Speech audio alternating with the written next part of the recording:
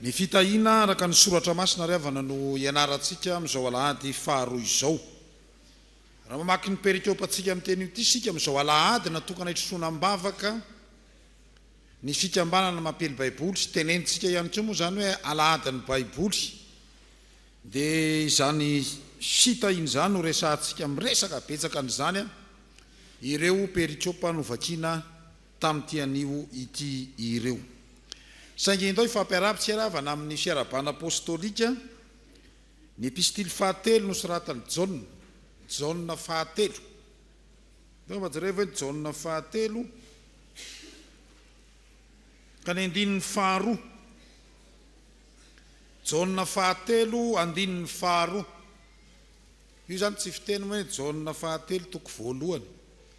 fa Jauna fahatelo tonga dia andininy tenenina. Ndao ary manomboka ny andininy faharoa ary amin'ny anaran'ny tompo miaraka mamaksika manao hoe ry malala mangataka mba ho ambinina sy ho salama amin'ny zavatra rehetra ny ianao tahaka izay anambinana ny fanahinao ihany. Misaotra malaza be ampianarany fiangonana zandrana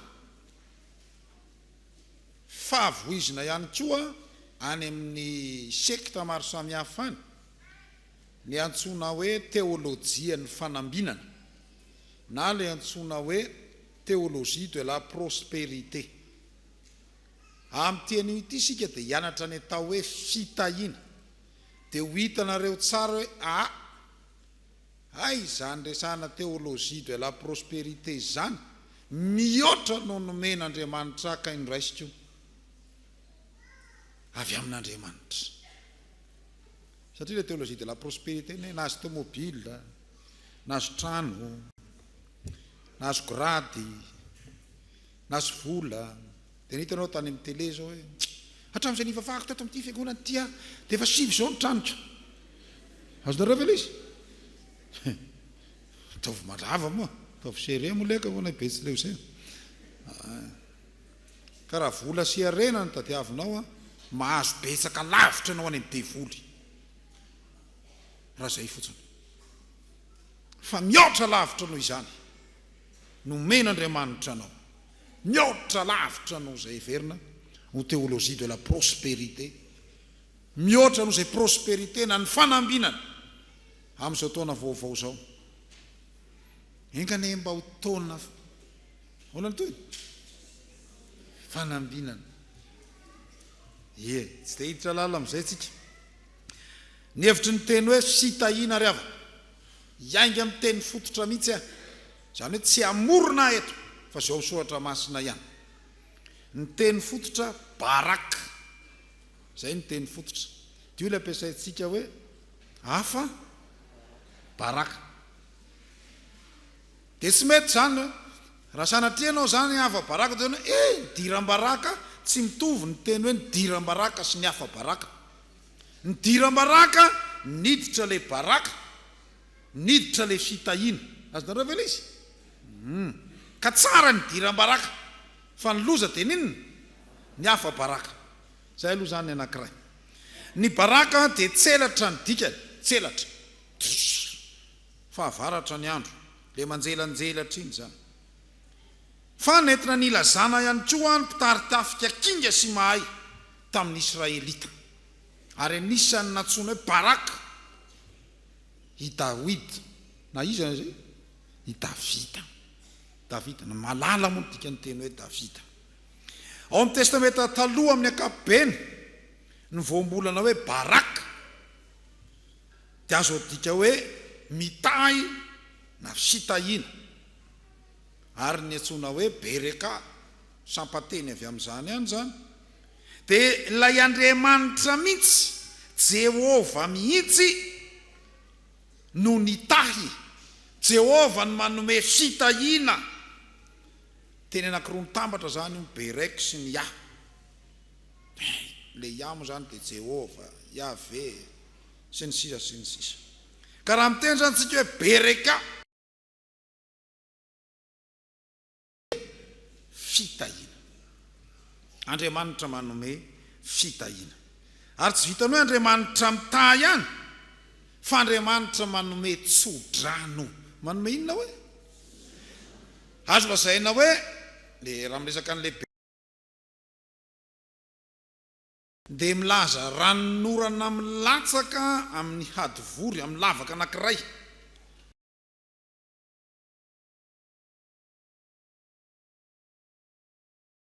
misy an'ireny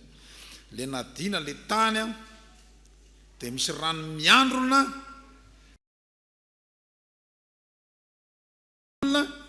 iny zany le berekany étang ozy ny teny frantsay dia tena marina zany le fitahina avy any amin'Andriamanitra dia voangona amin'ny toerana anankiray dia hisotrahany rehetra tsy ho drano avy amin'Andriamanitra. dia ianareo ohatra zao ny tanora ty orana hoe lena izy maly dia naninona izy na azo bereka izy zany tandremy marary tandremy marary ka raha izany hevitra zany ry ava dia milaza Andriamanitra mita fa io Andriamanitra mita io dia manome hery manome fahasambarana dia anankiray amin'izay manome fitahiana. Hitanareo le théologie le prospérité kay tsy ngeza be raha mihoatra amin'ny fiadanana sy ny fahasambarana omen'Andriamanitra rehefa miahy atsika izy. Azontsika ve zany resako zany kely ohatran'io le fanambinana kely le tenentsika malagasy hoe rehefa tonga ny fanambinana dia sobakaka ary Mpitandrina aka tsy niany mihoatra lavitra anao izany nomen'Andriamanitra. Fa azo lazaina ihany koa rehefa mitahy Andriamanitra dia manome hery ozy ateo manome fahasambarana manome fanambinana fa manome fahombiazana manome fahombiazana. Zany ny fitahiana omen'Andriamanitra amin'ny testamenta taloha dia manoloana zany fitahiana omen'Andriamanitra zany dia mbola misy dikany ihany koa le berekana le bereky ny resantsika teo hoe mandoalika genou moa zany eo ambadika zay eo mandoalika ka rehefa maninona moa no mandoalika rehefa mivavaka ny dikany zany isika dia mivavaka miondrika eo amin'Andriamanitra manome voninahitra an'Andriamanitra manaja an'Andriamanitra makatoa an'Andriamanitra fa Andriamanitra kosa mandrotsaka ny fitahiana ka tsy hoe ndao andohalika mba handray fitahiana tsy zay le izy Andriamanitra kosa hoe do mitapany ando ino izy ty ando erana andoraka mba andohalika beso tsara andohalika fa amizay nrotsaka be lehibe le avenemola iny nrotsaka be lehibe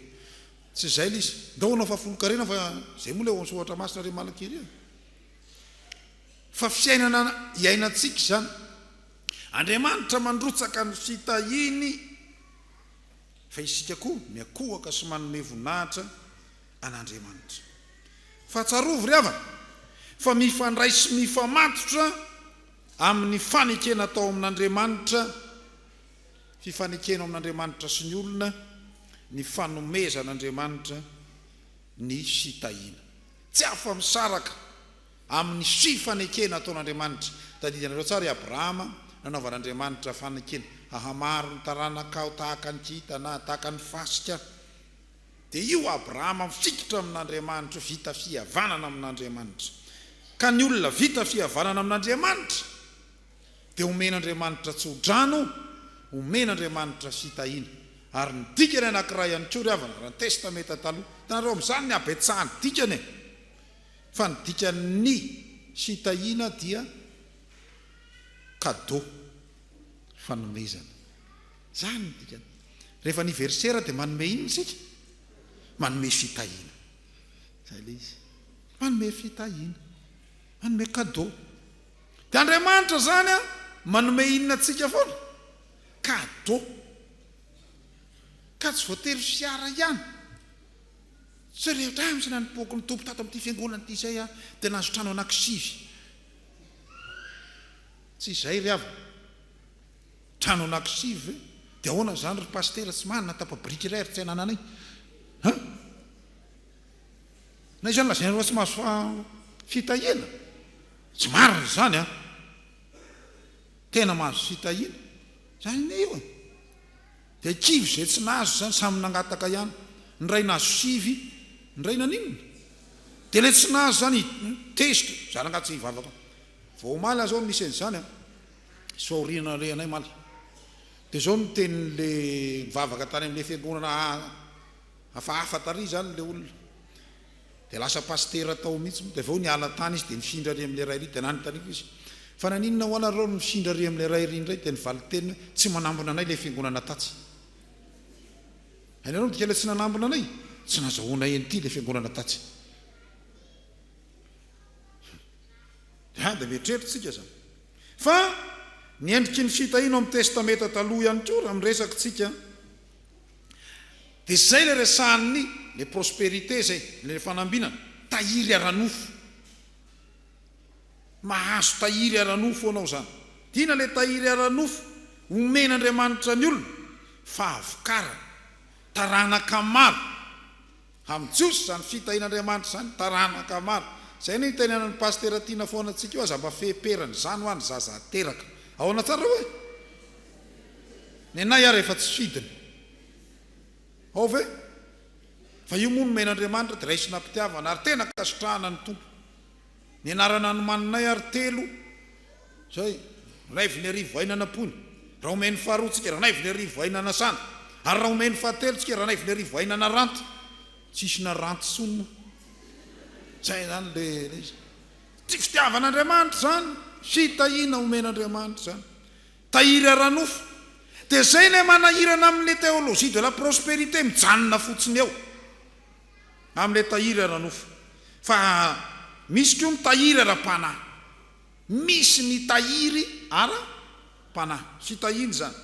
fifandraisana kaiky amin'Andriamanitra fototry ny fiadanany zany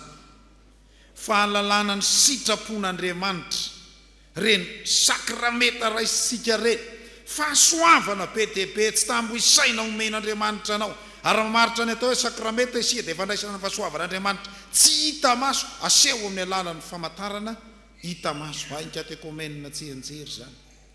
zany rehetra zany zany fitahina omen'Andriamanitra ary tsy ny olona tsy rairay ihany maso fitahina fa ny firenena iray manontolo mihitsy tatsika eo amin'ny Genesis 2:2-4 zany dia io fitahina omen'Andriamanitra ny olona io Andriamanitra manome ary na tsy manjary ary tsika dia omen'Andriamanitra ihany izy moa mpamindra fosy miantra fa le olona ihany koa dia makatoa an'Andriamanitra dia mananja an'Andriamanitra dia midera an'Andriamanitra amin'ny fanetretena lalina zay ny izy asehotsika amin'ny fanetretena lalina zany ny fiandrasantsika ny fitahina omen'Andriamanitra dia io tsika mihira dia midera dia makalaza dia tahaka ny Fjkm Atsimon'Imahamasina mihira mafy ianareo tsy mihira mafy indraindray ihany tsika mihira moramora rehefa avy eo mihira mafy zay le izy ireny zany a fa ny ona fa nahazo fitahina amin'Andriamanitra tahaka ninona moa ny fifalianao rehefa mahazo cadeau ianao hoe sady zay le izy fa tahaka ny ahoana ianao rehefa mandray le fitahina amin'Andriamanitra hoe zany zany zava-dehibe zany fa zao koa eo amin'ny olombelona samy olombelona koa misy fitahina ny ray aman-dreny mitahiny zanany karakarany zanany zany karakara mandray andraikitra sy ny sisa fa eo ihany koa mitarika ara-panahana ny mpitondra fanjakana koa mikarakara ny vahoakany any zany fitahina amin'ny samy olona indray zany any amin'ny nomery 5:4-520 miresaka an'izany karakara ny vahoakan'Andriamanitra indrindra araka nambarako teo dia mifamatotra ny fitahina sy ny fifanekena ny fitahina amin'ny testameta taloha dia mifamatotra amin'ny fanekena nataon'Andriamanitra ozy raha tsy teny afa-tsy santionany vitsivitsy ny fifanekena tamin'ny Abrahama ny Genesis 2:20 sy ny sisa ny fifanekena tamin'ny Mosesy hitantsika eo amin'ny Exodus 2:20 sy ny manaraka fa zao teo amin'ny Jiosy koa dia tsy afa-misaraka ny fitahina sy ny lalàn'ny Mosesy tsy afa-misaraka ninona mifamatotra ny fitahina sy ny lalàn'ny Mosesy nalay Torah moa zany ka ny olona mandray fitahina dia miaina ny lalàn'Andriamanitra averiko mba tsy hifamadika amin'ilay anankiray ny olona miaina ny fitahina omen'Andriamanitra dia makatoa ny lalàn'Andriamanitra fa tsy hoe ndao tsika zay mako nahavoan'ny Jiosy indray ndao sika katony lalàna dia mahazo fitahina fa tena fiainanao ny miaina ny lalàn'Andriamanitra zay le izy dia misitraka ihany koa ianao ny fitahina zay omen'Andriamanitra ny Deutéronome 7:20 ry ava dia ahitantsika an'izany tsara zao le voalaza amin'ny andiny anankiray ny raisiko fotsiny le izy raha iainy tsara ny feon'i Jehovah Andriamanitra ao ianao dia ho avy aminao ireo fitahina rehetra ireo ka anjoanao fa raha tsy iainy feon'i Jehovah Andriamanitra ao ianao dia ho avy aminao koa ny ozona rehetra zay zany le izy dia ny fankatoavana ny lalàna Mosesy testamenta taloha moa zany ny tenin'Andriamanitra dia lasa ahafahantsika miaina ny fiainam-pitahina sy ny fiainam-pankatoavana an'Andriamanitra fa leo tsika ravana hijery ihany koa hoe ireo patriarka ireo raha mijeritsika Abrahama, Isaka ary Jakoba sy ny sisa jerevy tsara keo ireo olo ireo fa mpanan-karena daholo manino ireo olo ireo mpanan-karena ny ondry amanosony azonareo ve le izy satria misitraka ny fitahin'Andriamanitra ka satria miaina ny lalàn'Andriamanitra ka azonareo ve zany resako zany ny sitrapon'Andriamanitra zany averitsy foana eto dia ny ampanan-karenanao fa tsy ny ampanan-karenanao materialy ihany fa ny ampanan-karenanao amin'ny lafim-piainana rehetra zay zany le anankiray fa ndao aloha jerentsika ry havana hoe ahoana moa ny ina moa mahasamy hafa ny ozona sy ny fitahina ao amin'ny testamenta taloha ihany raisitsika ny ozona dia fienana ny dikany miena aloha mba hiezaka fa be zay teny Hebreo nyresako kely teo zay fa ilaza fotsiny aho zany hoe ny ozona dia fienana ohatran'ireny sira latsaka ny rano reny zany hitanao mivaingana dia miakely metaka zany koa ngeza dia miakely dia mety eritreritra zany ahoana zany pastera za zao 90 kilo zany zao 1m75 dia avy eo anidina fa misy olona tokoa rehefa nakaraka ny mahantitra azy ny olona miafoy rehefa miantitra zay zany le ahoana ary aza miena zany fitahin'Andriamanitra raha ny hevitry ny teny dia marina zay raha ny hevitry ny teny fa saingy ny olona kely reny moa zany reny le Fjkm moa inao le atao hoe Fjkm fikambanan'ny fohy kely eto Madagasikara fa tsy le Fjkm fiangonana ny resako eto zay zany fa reny fitahin'Andriamanitra fa za mieritreritra koa na reny olona kely reny zany ahoany reny fa ny olona kely koa sy ny olona fohy dia mameno resaka ara-psikolojia indray zany ny olona fohy dia mameno ny alavany amin'ny fitenenana zany tsy za manao zay fa psikologa manao an'izany dia mba miteny fotsiny fa azo lazaina koa hoe ny ozona dia tena manala baraka miamiena ny voninahitra ao zay zany le miala le baraka miala zany le ozona dia soiny olona lenao sy ny sisa ao anatin'ny daholo zany fa ao anatin'le ozona koa ny tsy fahombiazana rehetra tsy fahombiazana ny herin'ny ratsy rehetra mivarotra ianao dia lanimban'ireny vola le biscuit amidy lasa gotenjaza daholo ohatran'izany zany le vandehany ao anatin'ny daholo zany reo rehetrarehetra reo zany raha ny tena marina dia makany mizotra any mifaharavana ny ozona fa ny fitahina kosa makany mifandrosoana raha miresaka développement zany tsika fitahina zany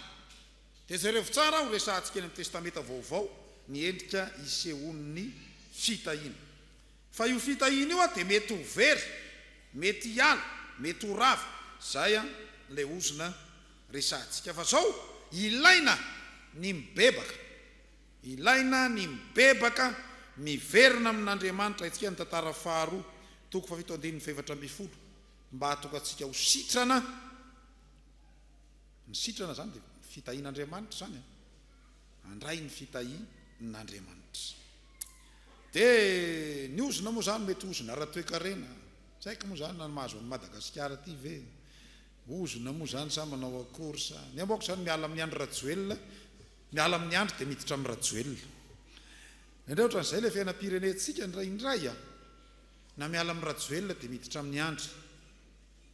miala amin'ny tsoto dia miditra amin'ny miala mikoto zavy dia miditra miza leksisy mba manao fiofanivana fanovana fa le teo ihany fa ny olona fotsiny no taditady iova zany zany sa tsy mahazo miteny hoe zany ve paster miteny afa mampitandrina zany zany mila eritreretina tsara ka ny ozona mety ara-toekarena mety ara-batana ary mety ara-piarahamonina raha tsy teny fotsiny aza ohatra ao amin'ny soratra masina hita ao amin'io Deutéronomie io le ndresahako teo sany ozona izany zay ny amin'ny testameta taloha ry avana fataotsika hijery ny ao amin'ny testameta vaovao ny fanantenana ny fiavian'ny Mesia ao amin'ny Jeremia toko faraika amin'ny telopolo andiny faraika amin'ny telopolo hatramin'ny efatra amin'ny telopolo ny Ezekela toko fahenina amin'ny telopolo andiny enina amin'ny roapolo hatramin'ny fafito amin'ny roapolo ny fiandrasana n'ilay Mesia hitondra fanavaozana dia mariky ny fitahiana fiandrasana ny fitahian'Andriamanitra zany ao amin'ny testameta vaovao ary raha ohatra ka raisitsika ny testameta taloha zany miorona amin'ny lalàna sy ny fanekena fa ny fitahiana tsy misaraka amin'ny lalàna sy ny fanekena fa amin'ny testameta vaovao indray dia mifototra amin'ny finoana ny famonjena ny fahamarinana ary ny fiainam-pahasoavana any amin'ny testameta vaovao ry avana raha miteny an'izany hoe mità zany tsika dia misy teny grika malaza be ny hoe elogeo midika hoe mitahy midera ary ny tena marina ary teny tsara ny milaza tsara logos teny dia teny tsara ao hoe samy mba manao teny tsara amin'ny eo akaikiny sy mba miteny mba siraritsoa alefa tsika ne mahainty zany mba manaova teny tsara amin'ny eo akaikinao fotsiny zay teneninaao raha eo moa nareo vao mifankahita fitondran'Andriamanitra zay thème tsy maninona koa mety tsy miteny zany misy nareo roa volana zay nareo mivadina tsy maninona ao teny tsara mifanohitra amin'io zany teny ratsy eo moa no manahirana tsisy sekoly ny anarantsika hoe mbola sa nahita école d'expression opa sanareo efa nahitany zany nefa ny olona dia mahay maninona daholo fa ny fiarahamonina no mampianatra antsika manopany socialisation zo zareo sociologue fa ny zavatra tokony andrasana amintsika zany anisan'ny fitahiana omen'Andriamanitra anao dia le teny tsara omen'Andriamanitra tonga ny taona vaovao dia mifampirary soatsika rehetrarehetra fa ny anankiray koa anisan'ny milaza fitahiana koa akoatran'izay ndresahany zay dia tena ny fahasambarana tafiditra ao zany ny fahasambarana le nitarika an'le fotoana teo moa zany ny président dekona dia izy ny anarany dia azo ataoko hoe fitahiana zany fahasambarana amin'ny lafitianana rehetra io tafiditra ao anatin'ny fitahiana zany ny fahasoava sy ny fanomezam-pahasoavana samy hafa matsy ny fahasoavana sy fanomezam-pahasoavana fa ianarantsika manaraka zany fa ireo fanomezam-pahasoavana reo talenta omen'Andriamanitra anao be dia be ireo tafiditra ao anatin'ny fitahiana omen'Andriamanitra avy koa zany ary ao anatin'ny soratra masina raha miresaka le fahasambarana ianao dia zareo fa raha ny apokalypsy zao dia fito le karazana fahasambarana tenenina omen'Andriamanitra anao dolo zany ary any amin'ny fanjakan'Andriamanitra ary le zavatra everiny olona fa ratsy indrindra no avadika Andriamanitra ho fahasambarana sambatra ny ory ao ny antoiny ny filazantsara ny Mateo Toriteny Jesosy tany tendrombohitra zany Mateo toko 5 aiza koa misy olona sambatra mandana mamontsy fahoriana ianao dia am'le olona mitomany gogogogo ao sambatra nareo eninareo fa izany tomana manjoa sambatra nareo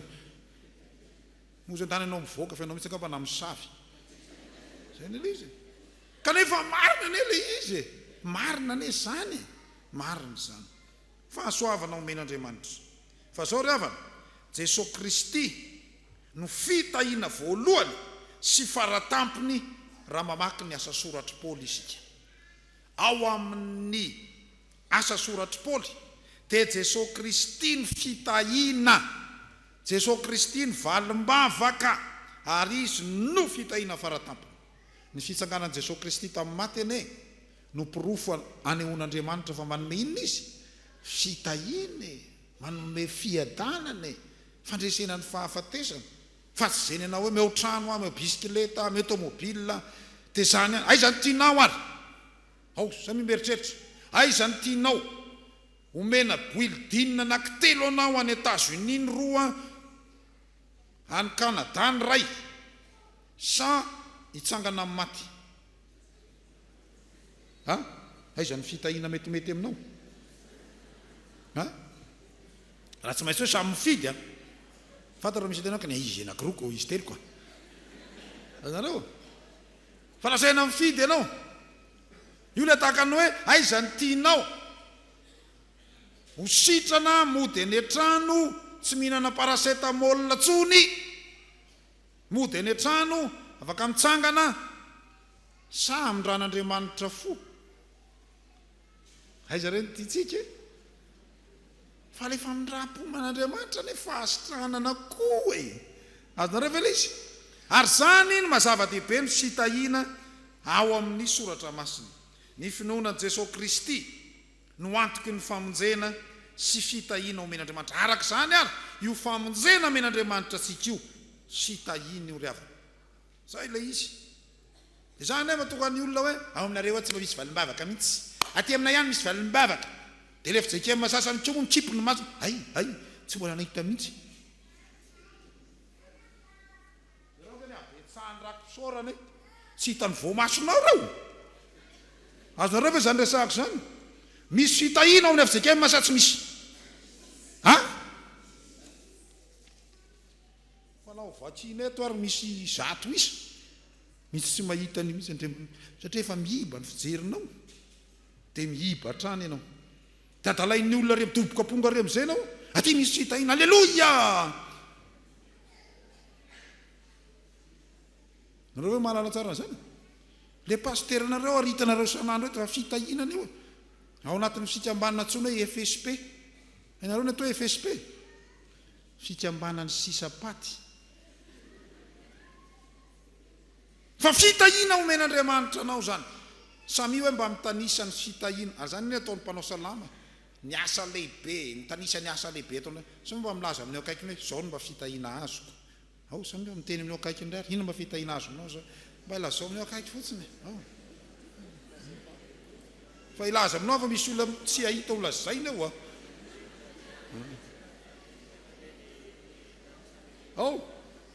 eny ary Kristy manafaka atsika amin'ny ozona Kristy manafaka atsika amin'ny ozona zany hoe Kristy mitondra fahafahana ao atsika Kristy nanavitra anay tamin'ny ozona ny lalàna satria tonga vao ozona hamonjy anay izy fa voasoratra hoe vao ozona zay rehetra miantona amin'ny hazo zany eny ry avana Galatiana 4:7-20 dika teny akaikikaiky kokoa ny teny fototra moa ny raisiko eo ary zany ry avana zava-dehibe zany ao amin'ny testamenta vaovao dao tany saiko amaranako azy ireo fitahina omen'ny tompo anao ny voalohany dia fitahina ara-panahy dia fitahina ara-nofo raha mamaky ny voalazan'ny Paoly apôstôly amin'ny Efesianina 1:7-7 isika dia ireto endrika fitahina voalaza ao no fidian'Andriamanitra ho masina tsy misy tsiny ao anatrehany isika eo amin'ny 4 no raisiny sy natsangany ampitiavana ho zanany isika fa fitahina zany eo amin'ny 5 misitraka ny fahasoavan'Andriamanitra isika dia mijesitery tsika hoe fa ny fahasoavan'Andriamanitra fitahina zany navotan'Andriamanitra isika ary misitraka famelan-keloka io famelan-keloka tononona aminao isan'andro fitahina omen'Andriamanitra anao io mampahafantarin'Andriamanitra ny zava-miafina misitrapony isika zay le sakramety mistery ampahafantarin'Andriamanitra ary le anankiray lehibe indrindra mandova ny teny fikasana mihoatra noho zay nyraisin'ny taranaky Abrahama any amin'ny testamenta taloha isika zareo ange fitiavan'Andriamanitra atsika ahary lanitra vaovao sy tany vaovao omen'Andriamanitra tsaka ho 4 cm ny lovan'ny babanao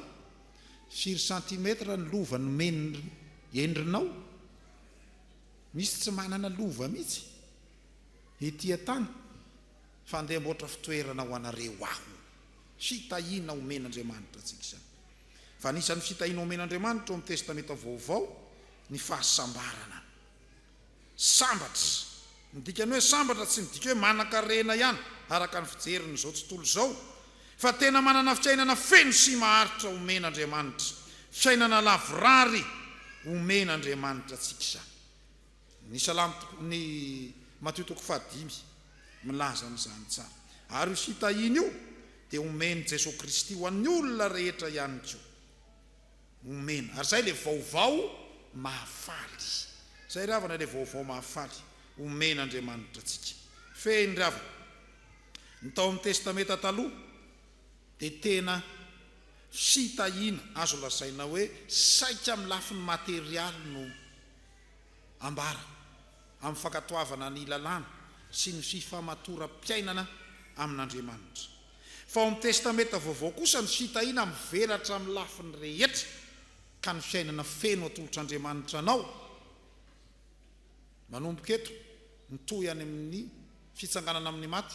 makany amin'ny fiainana mandrakizay dia fiainam-pitahiana omen'Andriamanitra atsika. Dia ho toa aminao ny ravana ny tsodrano hitahy anao ane Jehova ka hiaro anao. Ahoana ny toy? Hampamirapiratra ny tavany aminao ane Jehova ka mindra fo aminao. Anandratra ny tavany aminao ane Jehova ka nomenao fiatana. Inona koa tadiavinao mihoatra n'izay? Zay. Dia aza dalain'ny olona tsony atao batisy ary isisaony, dia averina atao batisy ny ray ihany kopa, dia hoentina ny mantasoany ray, dia ny hafaranao tsy maintsy hoetsenosy ny hafaranao. Miorena tsara ary mahay fahabe mandrakariva ho an'Andriamanitra rery ny voninahitra. Amen.